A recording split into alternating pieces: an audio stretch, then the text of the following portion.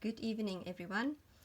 I wonder if you can remember the story that Jonan read to us about how Israel was disobedient to God and how they were sent out of God's place, out of the promised land, just as Adam and Eve was sent out of the garden because of disobedience. But tonight, we're going to read on as God's promise remains in part 11. So even though God's people were far from home, God still spoke to them. God sent more prophets. They spoke all his words and wrote them down in God's holy book. The prophet Ezekiel wrote that one day God would raise up the temple and give his people new hearts. Isaiah reminded them that God's forever king would come from the family of David.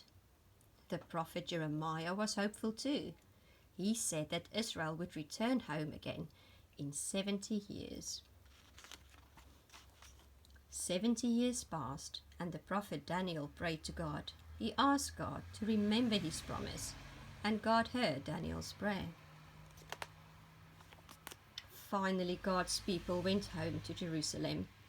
They returned to the land, but they had a lot of work to do. Jerusalem and the temple were ruined. They worked very hard. And when the foundation was finished, the people celebrated. All the people shouted loud praises to God. They were happy. With trumpets and cymbals they sang to God. For he is good, for his steadfast love endures forever. But many of the older men cried. Can you guess why?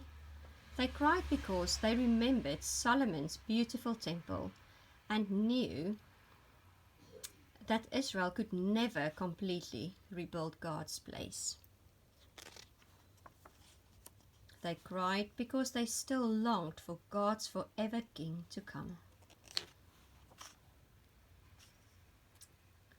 Now we're going to stop here tonight, but from next week, we're going to look into the New Testament and how many silent years passed after Israel went back to Jerusalem, and see, as they were waiting for God's promised king, what will happen after that.